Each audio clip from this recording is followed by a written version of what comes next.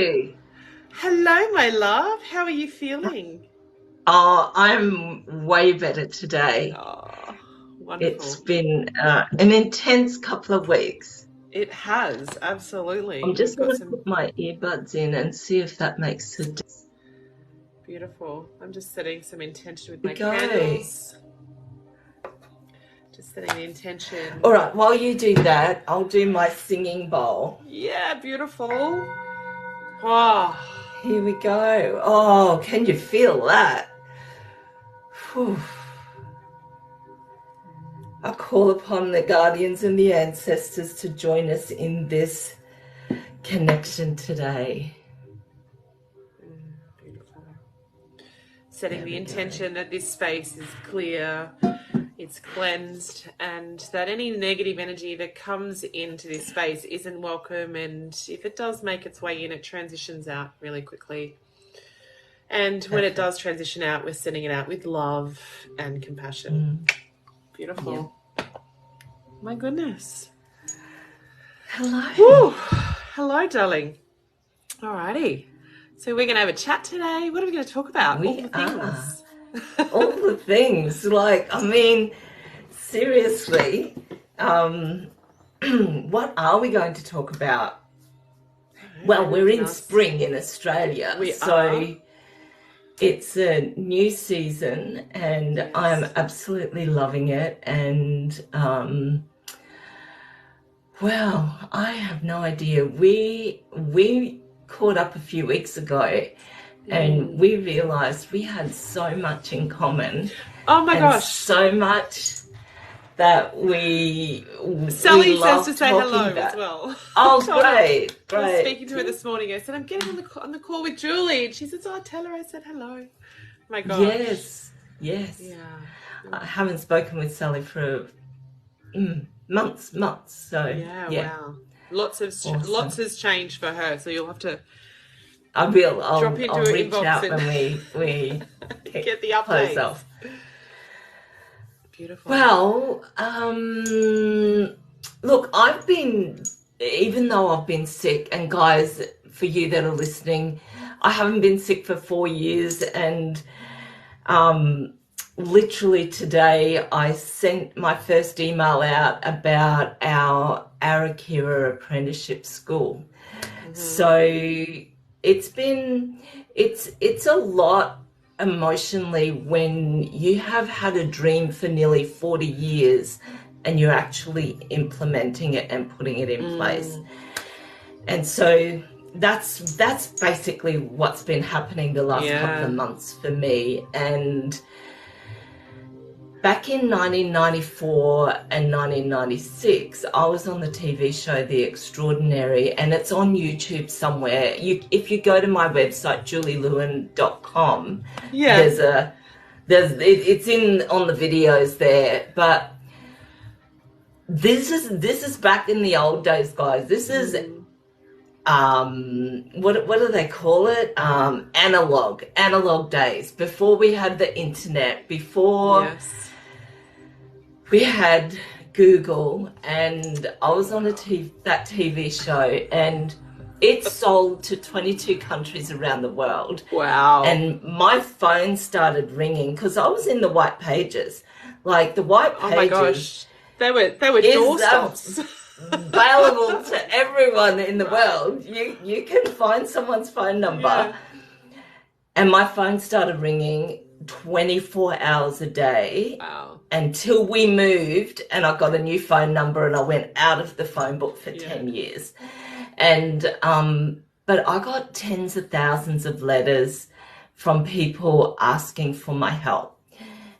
It was completely overwhelming because I didn't know I could say no.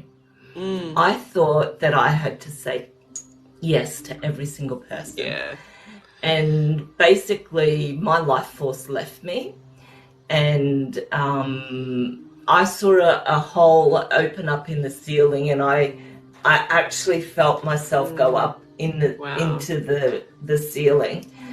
And my husband was shaking me awake a few hours later, and he said, are you going to the acupuncturist? And it was like I came back from a long way, And I said, oh, yes, I think so. And when I got to the acupuncturist, he said, how did you get here? I said, I drove. He said, you have no chi energy. He's kind of feeling my pulses. And he said, I'm going to give you some chi energy, but you're not allowed to use it for anyone. This is for you. Yeah. And I was lying on the massage table and I was just exhausted. Like, I cannot tell you how exhausted. And suddenly I opened my eyes and I could see Jesus on the ceiling. And he reached his hand down and touched me on my chest. And I just felt all this energy flood through my body, and I thought, I'm going to be okay. Now, that was the beginning of an extraordinary 6 months of acupuncture and these multidimensional experiences every week. And Jim would come and sit in the room with me because we never knew what was going to happen next. And look, there's loads of stories there that I don't need to share. But at the end of 6 months, he said, you know what, Julie, I didn't think you would make it. And I said, well, I'm glad you didn't tell me that, because I believed you when you said that I would make it. And that's what kept me going. And what I didn't realize was that day when I went up into the ceiling, it actually, the trauma of that lodged in the cells in my body. And when we set about telling the world, a bit like back in 94 when the world heard about what I could do, the grief and the trauma of that all came back up. And before I knew it, I had a cold. I hadn't had a cold for 4 years. It turned into croup, and then it turned into pneumonia. And so basically I was in bed for 2 weeks. I didn't do anything. And then this week, my daughter said, Mum, we have to clear whatever this is. So we did. I take my own medicine. We discovered what it was, did the clearing. My energy shifted like that. And now I'm better, and now we're doing what we're doing. But the energy clearings are so important from a somatic perspective. Yes, totally. Have you found that? Absolutely. I think, I think that there's a bit of a disconnect from, even in the coaching realm or the counseling realm, psychiatry, like it's all head. We need to be in the body. We need to move the energy through the body with somatics. Correct. And we were just talking actually, Jen and I were just talking, I think it was yesterday, about the importance of somatic work. Like I think, I'm not saying talk therapy doesn't work, because it absolutely does. But I think coupled with somatic work, which is working in the body, it needs because we're not just body. There's energy, there's our etheric body, there's our energetic body, our emotional body, there's our physical body. All of them. We need to work with all of them. And, we can't just do one thing. So I'm starting to look at now how we can incorporate like a bit of healing in some way for each of the bodies, but definitely the somatic needs to work. The somatic absolutely work, because that's where the trauma's locked in, right? So trauma is energy in our emotional and energetic body, and the physical body actually locks that in. And it's not until we do the somatic work that we can release that. I mean, we can't forget about it, but we can release the trauma in the body, right? And the charge. So I see it as a charge, like an electrical charge. And we can release the charge. We don't lose the memory of it, but we lose the charge that kind of rockets through our body when we remember it. Yes, it's like a dam gate, like when the water is like pushing up against the dam gate and it's not going anywhere, and then all of a sudden that gate comes down and it comes out and it gushes out. And if you look in nature, they use animals use somatics like daily. If you look at the gazelle when it's attacked by a lion, I know. you know, they come around and they grab it, and the gazelle will just lie there and it will actually freeze up like it's dead, right? Mm-hmm. So it completely tense its whole body and play dead, and then when the lion walks away, it'll get up, and instead of just running, it actually like jolts, like literally shakes its body to get rid of that trauma. And you don't see the gazelle kind of like, you know, on edge when it's having it just forgets, right? Because it's shaking that trauma out of the body. But as humans, we aren't really taught to do that. Like, correct. So important. And so what the gazelle is doing is returning to homeostasis. Mm-hmm. And homeostasis is what Dr. Benson called the relaxation response. Everyone knows about fight or flight. Yeah. That's the fight-flight response. And that's what the gazelle is doing, trying to run away from the lion. Mm. But when the danger is gone, it quivers like this and returns to homeostasis. Mm. And what Dr. Benson discovered was that the body can't heal when it's in fight-flight. And we also know that part of fight-flight is freeze and fawn. Mm-hmm. And people in the world don't know much about freeze and fawn. And so they think that freeze and fawn is compliance. Yes, and that's a yes, but that's not a yes. That's trauma. That's fight-flight as well. Yeah. And when we're in any of those positions, we can't heal. The only way to heal is return to homeostasis. Mm-hmm. And I'm passionate about that. That our number one job really on a daily basis is to return to homeostasis. Yeah. If we get triggered again, then we have to return to homeostasis if we want to live a vital, healthy life long term. Yeah, absolutely. I agree. I know I've been ice bathing this week. Oh, I'm on a bit of a health journey. I'm on an 8-week challenge, and my body has like, oh my God. So I've decided that I'm worthy of going and doing recovery stuff on top of like just thrashing my body at the gym. So I'm doing the infrared sauna and the ice bath. And the ice bath yesterday was it was 6 degrees the day before, but it was 8 degrees yesterday. But I had just come out of a really hot, like 50 or 60 degree, I'm talking Celsius. I don't know what that is in Fahrenheit for the Americans that are watching. Infrared sauna. So it felt like it was minus something. And I noticed that when I was in there, so it was all coming back to the breath and like it's such a mind game, the ice bath. And what I love, like one, it was great for recovery, but I tell you what, the mind game has helped me get my game on, right? My motivation and my headset right for the gym. But the other thing that I noticed, which I started getting really curious about yesterday, was I noticed that I was humming.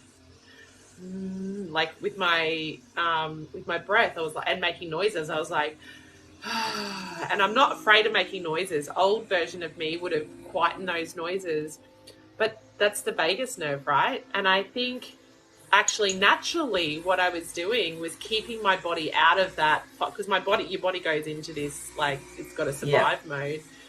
And I think that was helping me move through that space. So I found that really interesting. Yeah, that's so interesting. And I didn't know much about the vagus nerve, but earlier, maybe 3 months ago, I trapped my vagus nerve. And oh my goodness, I couldn't even take a breath without pain. Wow. And I did something really silly. I decided I wanted to see in the hot shower if I could put the palms of my hand flat on the floor, bending forward. It's a stupid thing to do. And I just kept extending it so that I got the palms of my hand flat. But when I came back up, I trapped my vagus nerve. And I thought, what have I done? And it took me 5 days to release it. And I rang a physiotherapy friend of mine and I said, oh my God, Louise, my back. I had booked in to see the osteopath and then somehow I miraculously fixed it and I didn't need to go. And she said, oh, Julie, did this and this happen? And I said, yeah. She said, you trapped your vagus nerve. Wow. And so it's absolutely vital for everything. So then I did some research, and our vagus nerve is the key nerve for our whole and they're really only just finding out and Mm. understanding how crucial that is Yeah. to our life. Like really, Yeah. I do notice like the humming helps stimulate humming or sound, singing, like anything that vibrates the voice box, because it runs. It's not in the voice box, but I think it runs either right beside or right behind. So the vibration of the humming will stimulate the vagus nerve. The other thing is, and Sally, our mutual friend, shared with me that. So she did a trauma course, and she was telling. That's when I sort of really started to understand, or I suppose not understand, but my attention started to pivot towards wanting to know more about the vagus nerve. And if you get a 50-50 solution of clove oil and lime oil, and it has to be pure organic, it can't be adulterated or anything like that. It was just 50-50. So I just got 2 jars and an empty one, and like poured half and then half in. And you put a little bit on, it's like 4 drops, I think, 3 or 4 drops behind your ear. So if you push your earlobe onto your neck, underneath where that meets is the closest point the vagus nerve is to the outside of our body. So when you put this couple of drops on at nighttime, it helps to relax and reset the vagus nerve. So on both sides. And so it actually helped me go to sleep. Lime oil and clove oil. Yes. Okay. Lime and clove, 50-50. Yeah. I'm going to write that down. At nighttime, right before bed, I just give it a good little 3 to 4 drops. Yeah, on each side. Rub that in, and it will rest and reset. Okay. Yeah, it helps relax it. Perfect.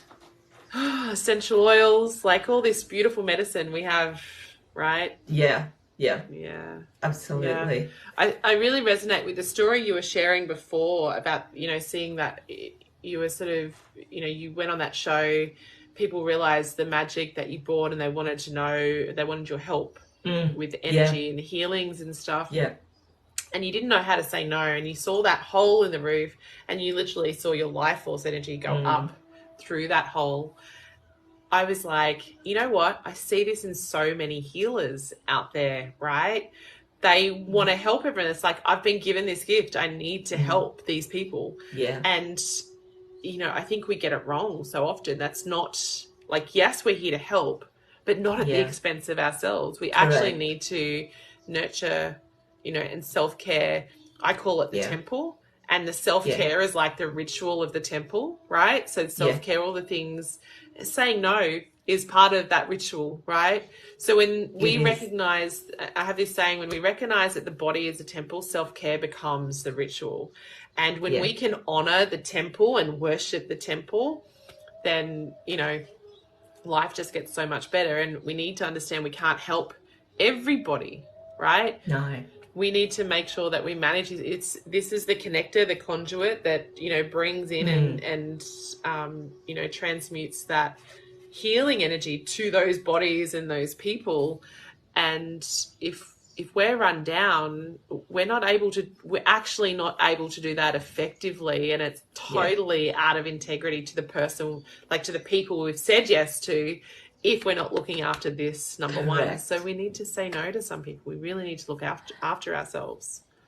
And, Kristy, the thing that I thought was that I had to do the healing. Yes. And it took me many years before I realized that that is so disempowering for the other coming person. from ego, right? That I don't even know if it's coming from ego. I think it's an erroneous belief. Yeah. I hear people say really often, I heard this in a discussion the other day, you know, the powers that want, like this energy that wants me to work with it is calling me and it's telling me that I have to work, and I'm only sleeping like 2 hours a night because I have to help all these people. And I'm like, why? Like, who looks after you? And who's going to help looking after the people beyond them if you're not looking after you? And I think a lot of people, not a lot, I think some people, it's to me, it's almost, and I think it's an unconscious thing because it's not really conscious until we know about it. But it's like, oh yes, I have to do this. I'm the chosen one.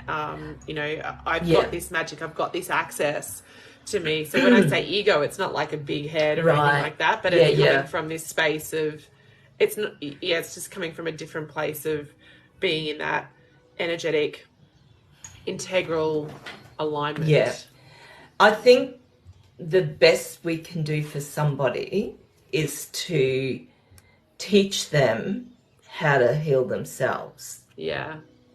How to look after their own energy, how to be fully sovereign. Yeah. And absolutely. To not have, like, I have a big resistance to people relying on me. Yes. And so I don't want people to not make a decision without checking with me. I don't want people to feel like that they're linked in or hooked into me to live their best life. And I think that that comes as my responsibility to ensure that that's not happening. So. Yeah, I agree with you there, because we're the educated ones, right? Well, not, I mean, everyone's educated in their own way, but when we work with this energy and we really tapped into this energy, we're not here to fix people. We're here to show people the way. And even when we are doing healings, it's not us that's doing the healing. We're like literally the conduit, and their bodies are taking on that energy and guiding that energy to wherever it needs to go. We don't even have to guide the energy to where it needs to go. We just set the intention that the body's going to, you know, do that. Because I think when people say, oh, I'm a healer and I heal people and I do, it's like, that's quite disempowering, like you said, to the person that they're working with. But also, you know, I know a Reiki grandmaster that said, like, for her to be an energetic and, you know, integrity, I suppose, she says, if someone comes to me for the third session, like, I'll work with people for 3 sessions, and if they want any more after that, they either have to do Reiki 1 or I don't do any more healings, because I'm not here for people to rely on me for their healings. I'm here to empower people to and guide people. And, you know, if they want to do Reiki 1, because you learn self-healing with Reiki 1. And I was like, oh, you know, that was quite a while ago I heard her say that. I was like, that's actually quite an empowering person, because I think also healers can, even readers, like I have clients that come to me every 3 months, but it's more, and they say this, it's more for a mental health check, right? Just a conversation that is unbiased and someone sitting on the fence. And, you know, we look at the cards and see what guidance it has. But I see people go like to readers to make every decision in their life. I'm like, as a reader, that's completely out of integrity. Like, we shouldn't be, we're here to educate. And I would prefer to teach people how to read cards before I sit there and take their money, like, every time they need to make a decision on something, right?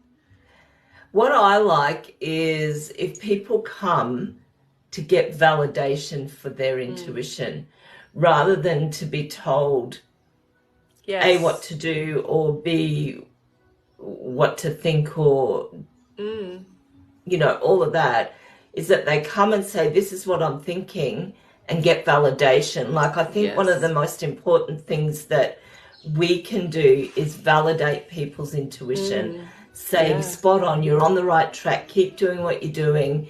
And that actually gives people confidence that they are like the captain of their ship. They are the captain of their ship, and they do need to grab that wheel. Yeah. And I love agree. working with people that want to do that. Yes. Yeah, totally. Me too. And, you know, for me, every reader is different. Like when I do a reading, it's guidance, because I also understand that we have many paths in life. Yeah. And we can actually choose many paths. There's not just one way. We always have free will. So I might see something and go, you know, this is going to happen. And it might not, because you might have got to a step before that and been heading down that path and then actually decided to take another path.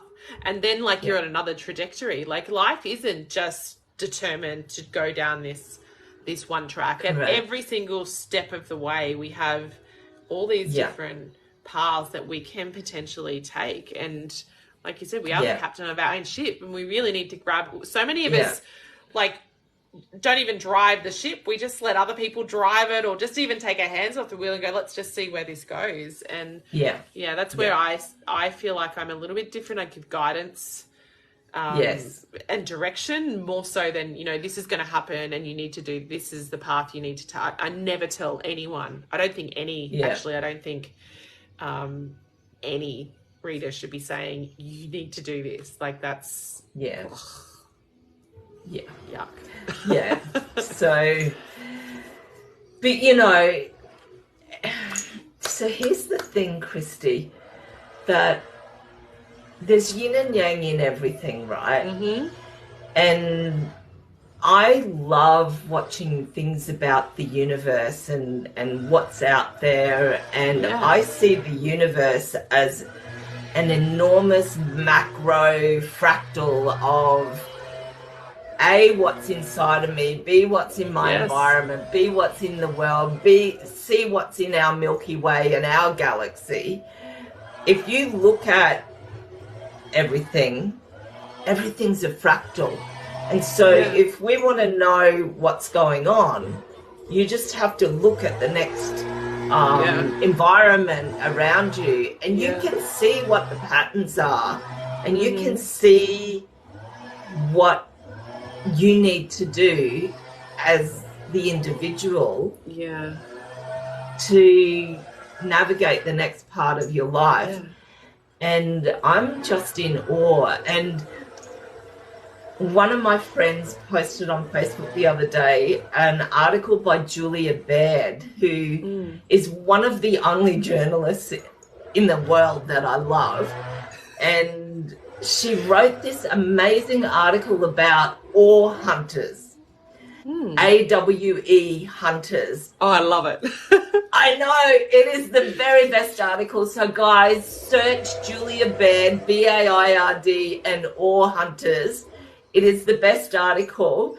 And she went to Tasmania to check out this ore hunter. And basically what it is that you search for awe and wonder every day in your life.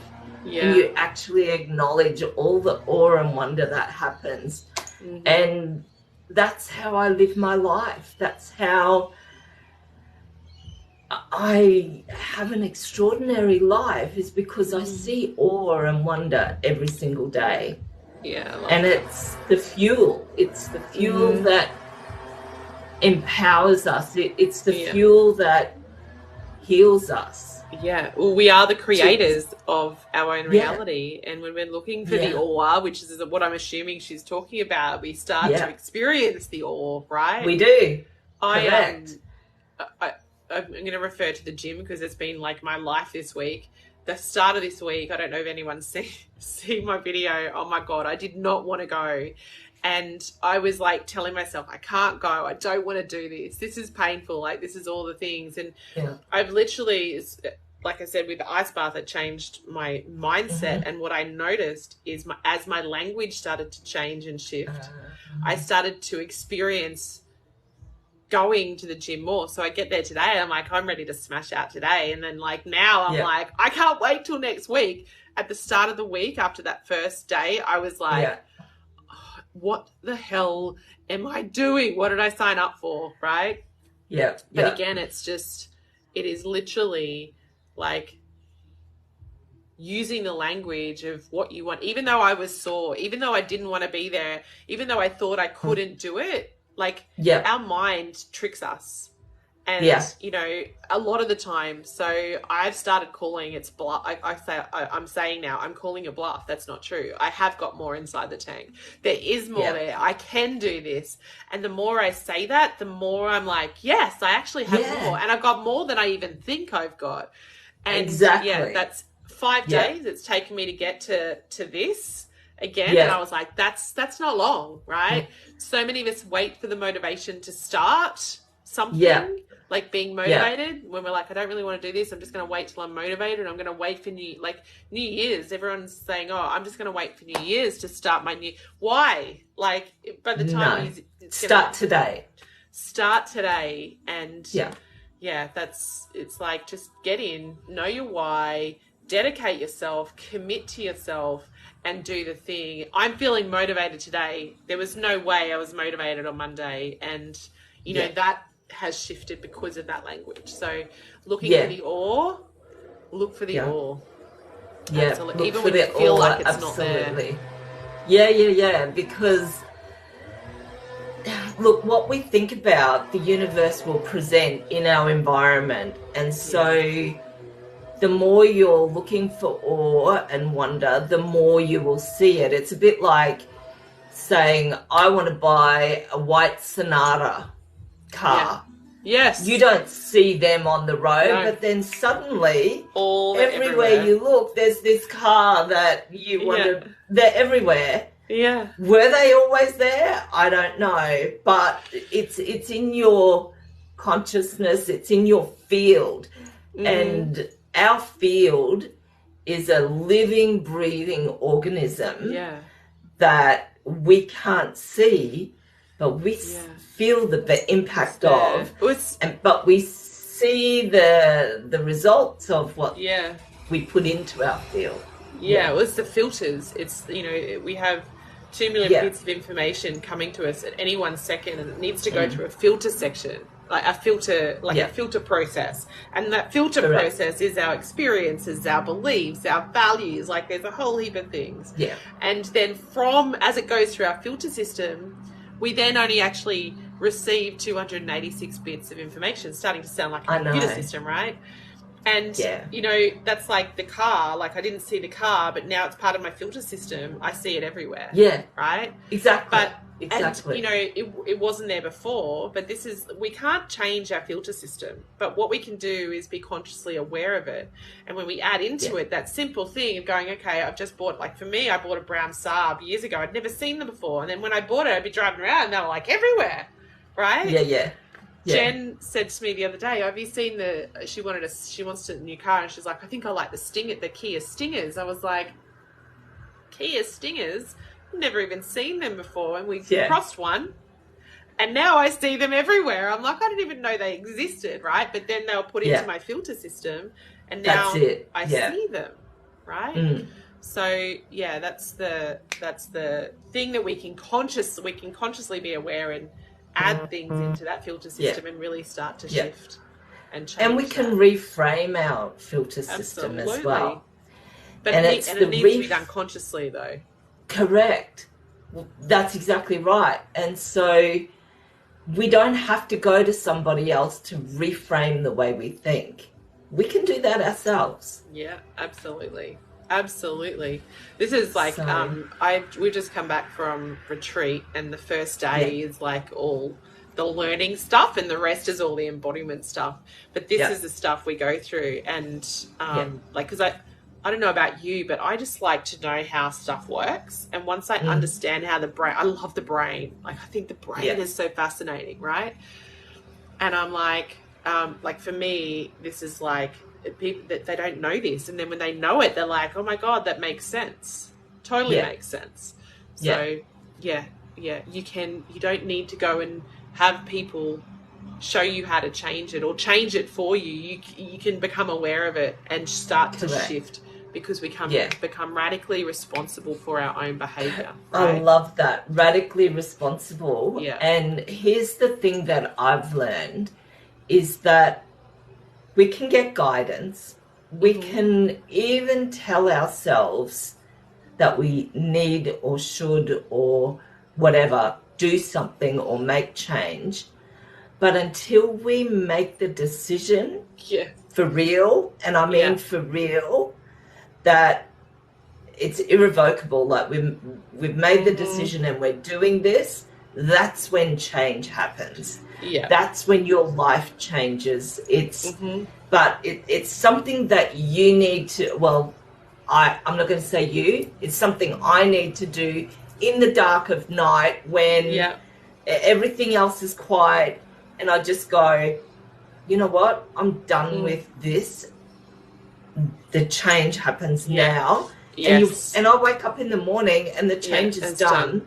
Yeah. And I have different behavior. I start taking action, and I feel in flow. So that's how I get in flow, is I have to make a decision. I have to make a choice.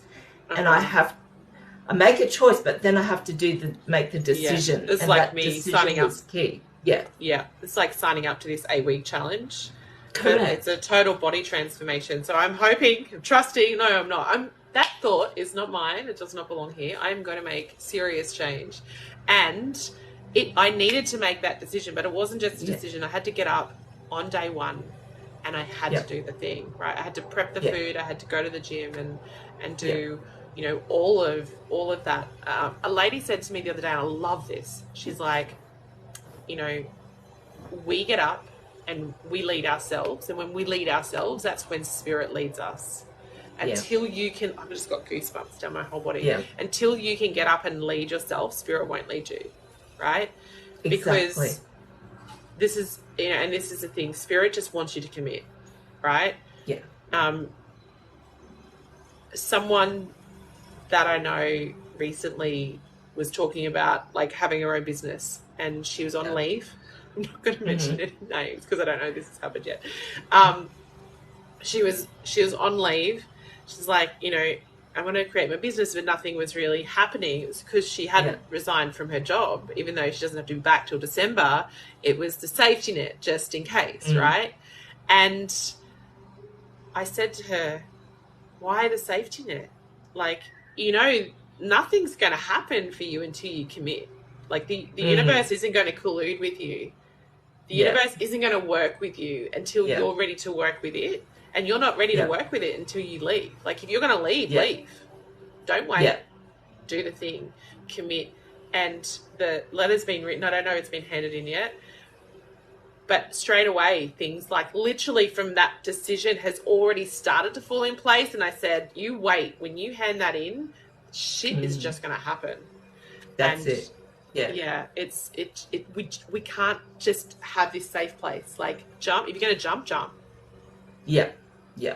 And look, it's scary. There's no two ways about it that sometimes we have to do something that's scary. But when you jump, you actually have to take action. Yes. Yeah? It's not jump and the universe will do. It's like that's right. The manifestation. You have to take action. Yeah. When people manifest, they're like, oh, I've been manifesting this stuff and it's just not coming. I'm like, what are you doing to help that manifestation come to life? You've got to do the thing. You've got to do the things. Right? Yes. There's this old man, he got hit by a car. Oh, sorry, when he was like 15, he got hit by a car. He goes up to the pearly gates and God's standing there and he goes to God, I'm not ready to come, like, to be here yet. Can I go back? And God said, I tell you what, if you go back, I'll give you one wish, and I want you to use that wish to your advantage. He goes, all right, well, is that a promise? He goes, yep. He goes, all right, then I wish when I go back, I wish to win the lottery. So he goes back to Earth. He wakes up. He lives out his life. He's like 98 years old, and he dies, and he gets up to the pearly gates again. And God goes, are you back? And he goes, yeah. He goes, are you ready? He goes, yep, but I've got a bone to pick with you. You told me I had one wish and I could have it. You told me, and my wish was that I would win the lottery. I didn't win the lottery. And God looked at him, he said, dude, all you had to do was buy a fucking ticket. Yeah, exactly. Right? Just had to do the thing. Do the thing, yeah. Do the thing. Just do the thing. You got to take the action, and just it happens. It's how it works. Yeah. Yeah. Beautiful. Wow. Well, we're doing the thing, Kristy. We are. Yeah. We are. I wonder if anyone else here has got any questions. So first, might do a quick intro. My name is, for those that don't know who I am, my name is Kristy Trini. I'm a psychic development coach and spiritual awakenings mentor. Yep. Julie, who are you? What are you doing? And I am Julie Lewin, and I am a medical intuitive, the founder of Arakira healing modality for self-healing, and I'm a coach and mentor. So Beautiful. That's us. Yeah. So if anyone has any questions that you'd like us to answer, we're not doing readings, but we are here to answer any questions you might have on your spiritual awakening, about what we do, energy healing, psychic questions, like whatever, even stuff we've spoken about that you might be thinking, what are they talking about? Yeah. Just have a look, see if there's any questions. Uncle Toasty says, I'm new to this, but I seem to be getting tested so much since I started this journey. Yeah. So, you know, I think what happens when we lean into this space, we just become more hyper aware of situations that were probably already there. And, you know, something I speak to on retreat, at the end of retreat, is when we come out of this space of growth, like literally people's lives change. Like they come out, they say, my life has changed, because they see the world so differently. Correct. Right? Yeah. And they come out of retreat, and then what happens is there's the octopus I call them the octopus tentacles, and it's like the old life goes, hey, are you ready? Are you sure you want to be there? Why don't you just come back over here where it's nice and cozy? And they're the little tests, right? To see if we're really, truly committed to our path. Yeah. And if we just keep pushing on and pushing through, like life will be happening for you, not to you. Correct. And it just gets so much better. Yeah. Uncle Toasty says, can I heal my body? I would say 100% yes. Yeah. Yeah. If we have this is what I say, if we have the wherewithal or the mind to create dis-ease in our body, we have the wherewithal and the mind to create recovery in our body. Yes.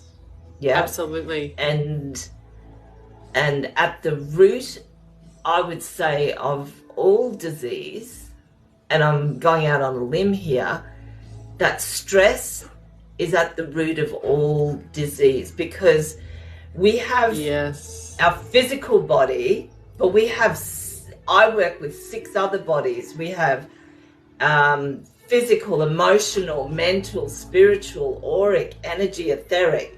So they're the other 6 subtle bodies. Disease doesn't happen just straight in the physical body. It works its way through all of those subtle bodies until it gets so dense that it has a physical impact.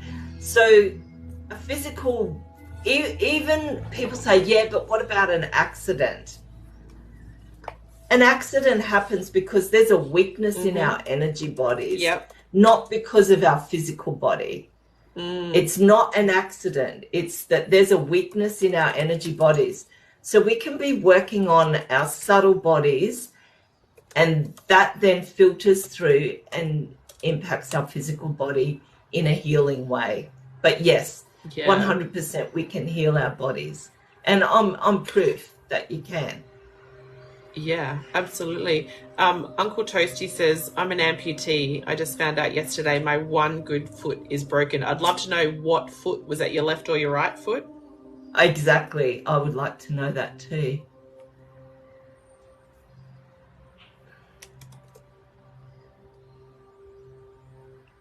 Left foot. Left. Yeah. So do you want to share what the left side of the body means for you, Kristy? So me, the left side, so I look at it like masculine and feminine because it's the way I understand it. The feminine is the creative, the flow, the one that likes rest. Like when I think of a river, and the masculine is to me like the action taker, the penetrative in the world. The feminine is the surrender.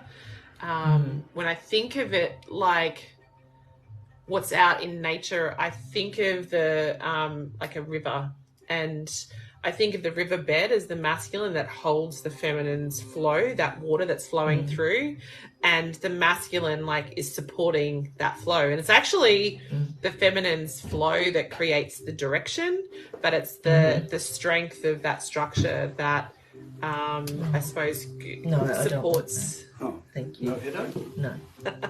Sorry, guys. That's all right. You've got a beautiful helper there. I'll have some. Yeah. I'll have some. Sorry. That's all right. My husband does the same. Yeah. So, yeah, I feel like that's my sort of very, very brief explanation. Yes. So, for me, the left side of the body is the past, which is 2 years back. Yeah. And the right side of the body is the present, back 2 years. And I came to this conclusion after working with thousands of people, listening to their stories of what happened in their body at what time. And I can link back the thing that happened 2 years before to being that's created this. Correct. So the left side of the body for me is like from the hips, the knees, the ankles, the feet. That says to me that you're making changes either in career, relationship, or home. Direction. No, career, career, relationship, or home. They're the three key things that have come up. And sometimes people make changes in all three. And when you get down to the foot, that to me is that you're almost there, like you've almost made the change, but there's a block that's come up that is an old trigger, old trauma that has come up that has presented itself, and the energy there has weakened, and you haven't quite been able to make that career change or home change or relationship change. And so in terms of the break, yes, you can heal the break. I have, clearly you have to see the doctor and you have to have what medically has to be done, but there's things that you can do yourself that will heal the break. And just ask him if he wants me to share a little quick visualization that he can do to help with the healing process. Yeah, so he can hear you. I'm asking. Yeah, he can hear. I'm like, he can hear. I'm asking, but I think only you and I can't see the comments. I can't see the comments. Yeah, he's saying yes, please. Okay, and Sky's awesome. got another very good question. I'll ask that in a moment, Sky. So what you need to do is you need to take 3 deep breaths. So you do that one after the other, and then you imagine that you are, put your hands on your foot. If you can bring your foot up, put your hands on the top and bottom of your foot, and then you imagine that you can see the break in the bone, and that break in the bone or the crack in the bone, you need to feel that. So what you do is go to the bottom of the crack or the break, and you put a layer of human skin. It's like Glad wrap. You're peeling Glad wrap off, and you put that underneath in the healthy cells. And hummus, we all know what hummus is. It's made out of chickpeas, and it's a dip that we eat. But it's that beigey browny color, and it reminds me of bones. So you put a layer of hummus, a thin layer of hummus, and then you imagine a layer of Glad wrap skin, and then hummus and skin, and hummus and Glad wrap, and you fill that crack up So you might do 30 or 40 layers. It's a bit like making lasagna. You're just doing the layers. And then you infuse it with emerald green light and then bright white light. And then you take a deep breath in and out. And that is the first stage of doing the healing on the bone. Now, I had a client ring me. She was 12 weeks into having broken her arm or leg, I can't remember. And she said, Julie, I'm 12 weeks in, and they said that the bone hasn't knitted back together. If it's not knitted back in 2 weeks, they're going to have to put a plate in. She said, I don't want a plate. And I said, okay. I told her to do this technique. And 2 weeks later, they did another x-ray. Guess what? Healed. It was 100% healed and knitted. And they said, what have you done? Yeah. And they just said, oh, I just did some stuff. Don't tell them. They won't. Don't tell them. She's a crazy. Yeah. That's it. But seriously, this works. Yeah. It so works. 3 deep breaths, hands over the area. Imagine hummus or like hummus and skin and hummus. The glad wrap skin, the hummus, yeah. And then emerald green light. And then bright white light. It. And then one breath in. It's done. Yeah. Yeah. So how long should that roughly go for? Like that feels like it could be really quick. Do that in 2 or 3 minutes, like 2 minutes. It's all about intention, right? You just have to show the body what it needs to do. That's it. Yeah. And you're working in your holographic body. And that process that I just shared, that opens the door to the holographic body, does the healing, closes the door. Yeah. And because your hands are on that part, it knows that it's working on that part of your body. Yeah. Who was it? Oh, Kerwin Ray, who is Kerwin, he talks about, I think he had a brain injury when he was younger, when he'd started to sort of come in, and I think this was his awakening, and he was told bad news, and someone said to visualize like the brain stem cell, the cells or the neurons or the pathways or something just like growing and reconnecting. Correct. And he used to, he couldn't do anything else, so he just, I think I'm telling this story correctly, but he just visualized this like these neurons just growing and growing and growing, and he's fine. Like he's a world stage renowned is a business coach, but he talks about life and all the things. I was actually on stage with him a couple of years ago, and amazing story. But it's the power of the mind. We are more powerful beyond belief. Like, would you believe I lost my voice for a year? Like, I have a scar, I don't know if you can see, from there to there. I had surgery. I had a tumor on my voice box nerve. So they had to cut the nerve, and I lost my voice. And, but I was determined to speak again. So after a year, I did speech pathology, and she taught me how to use the air in my lungs, but I also healed the nerve, and now I can speak. So we can do amazing things with our body if we do the work.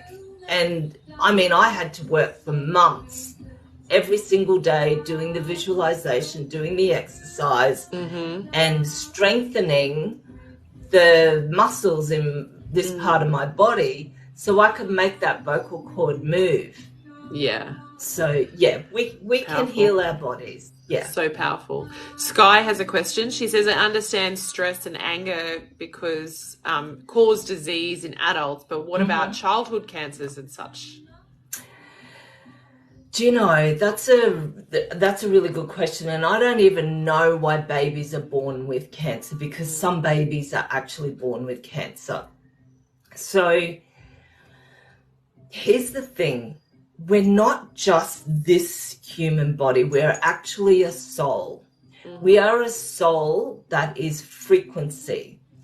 And we know from research that there are many children that come through and they talk about their previous lives. Even in my own family, they did that. My nephew said to my sister, I didn't like my mum and dad. And she says, what do you mean?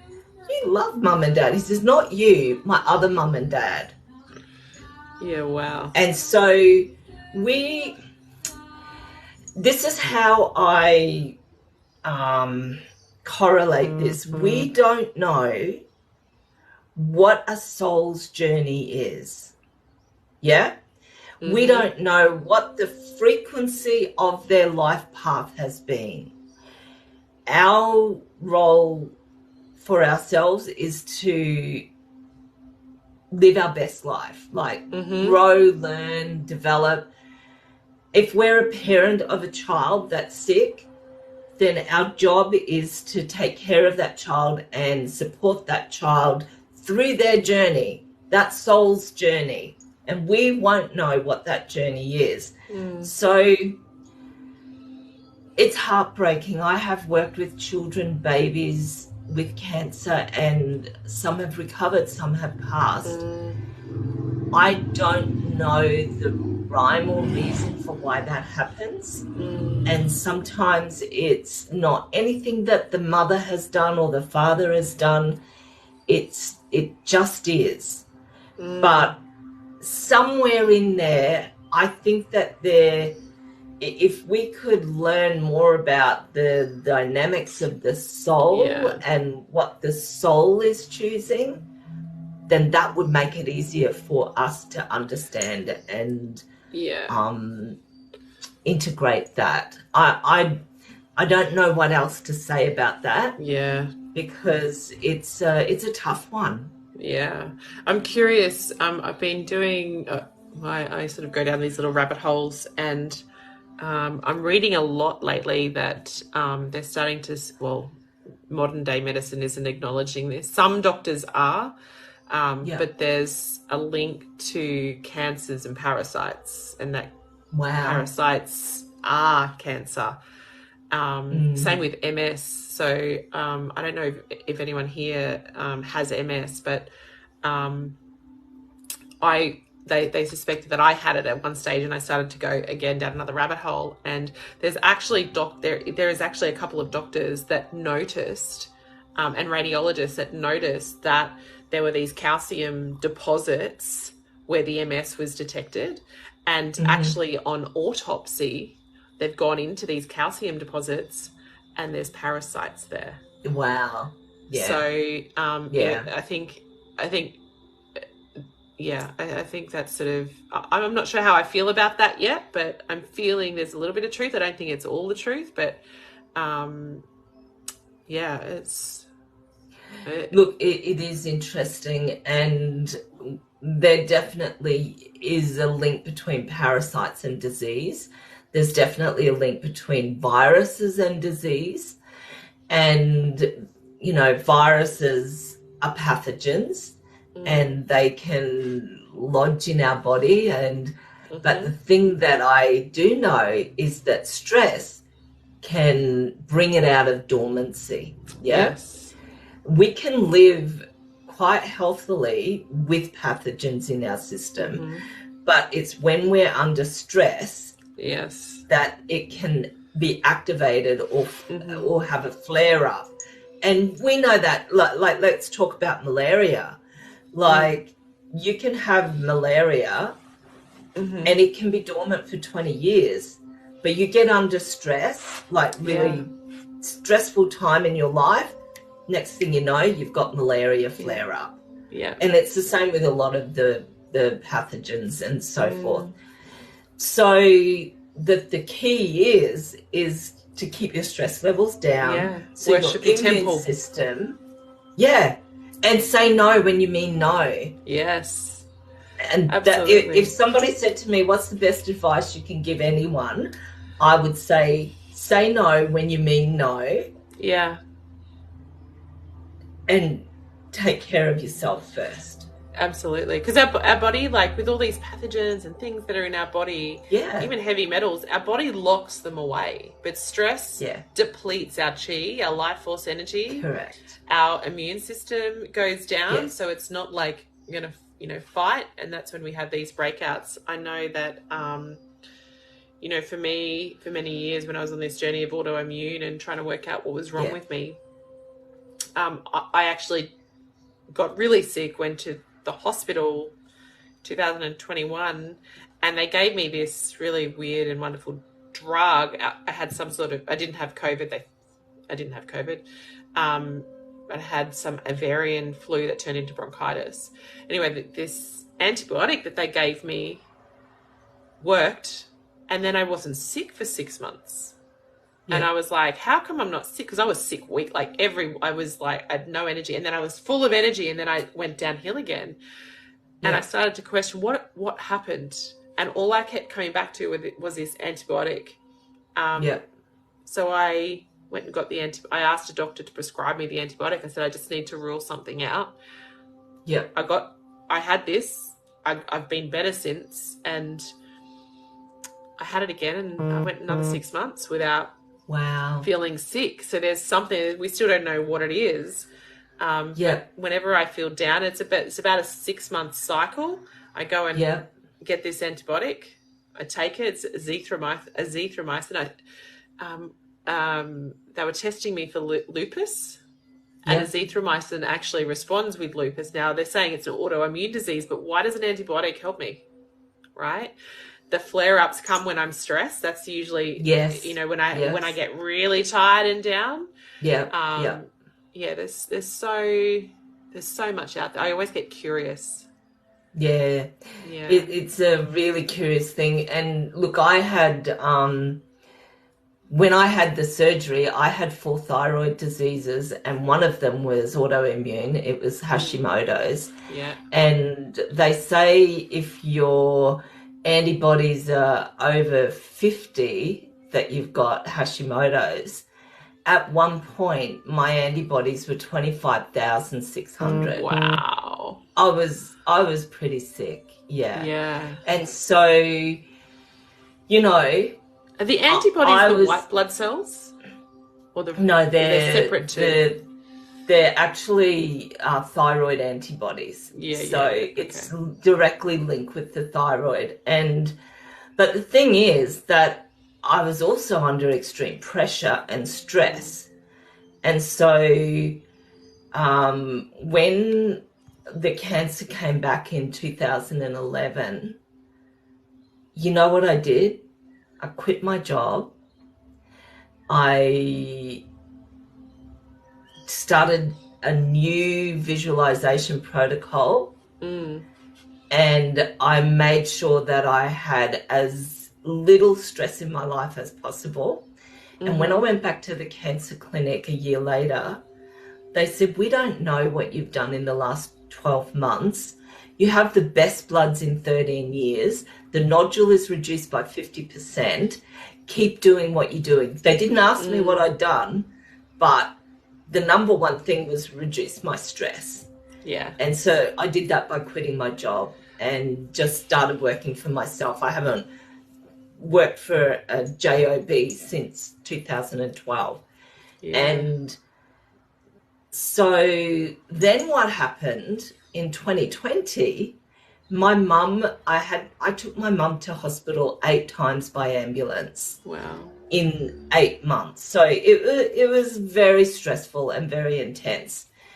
And I have an ultrasound every 2 years, and I had my ultrasound, and I didn't go back and get the results because I thought it would be fine. And my doctor recalled me, but I knew that I wasn't well. So I started doing all my things again. And so I'd had 4 months of doing that before he recalled me. And he said, look, you've got another nodule here and it's got blood vessels going to it. You have to go and have nuclear medicine tests. And I just looked at him and I said, really? Do we really have to do that? And he looked at me and he said, look, let me ring the radiologist and see what they suggest. the radiologist said, let's just do another ultrasound. So we went and did the ultrasound, and guess what? I had healed it in those 4 months. There were no blood vessels, and it was just a watch and see because it wasn't dangerous in 4 months. Amazing. So we have and it's the power of the mind.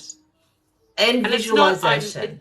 You need to remove the I am sick, I am dying. I am healthy, I am happy, I'm whole. I think it's also, and I've learned this from Dr. Vishal Rao, the guy he's an amazing doctor of oncology. And he says to me, you have to insource your healing journey. The doctor or the surgeon will do this much of the journey, but you have to do the rest. Yeah. You have to insource the rest. Yeah. And he said that you have to actually address the stress in your body. You have to do what you need to have your immune system working fully. You have to make the choices and the decisions and all of those things, and not outsource your healing to the medical world. They have a little part to play. You have the majority part to play. Yeah. And he said when he sees statistical outliers, and he said that I've inspired him as a statistical outlier because I've recovered, he said they all do the insourcing of their journey. He said that's the common thing that he's found. I think we just froze there. What was that common thing he just found? Oh, the insourcing, you have to insource your journey. Oh, looks like I've frozen again. Can you hear me? Can you hear me? Okay, I'm back now. That's all right. I've got an appointment. I just realised the time. I've got an appointment at 11 o'clock. We do. We need to wrap up. I can talk again. We need to come and do this again, Julie. This is amazing. We will. I love this. Yeah. Do you guys like this conversation? Let us know if you like this conversation. We will be back for more. Yeah, we'll come back again. Yeah. Yeah, this is beautiful. I love this. Good conversations for good peeps. Awesome. Yes, awesome. Beautiful. Thank you so much Julie. For dropping in. Thank you. And I'll see you next time. Okay. I will. Bye. And thank you to our listeners. Ciao, ciao. Bye. Ciao.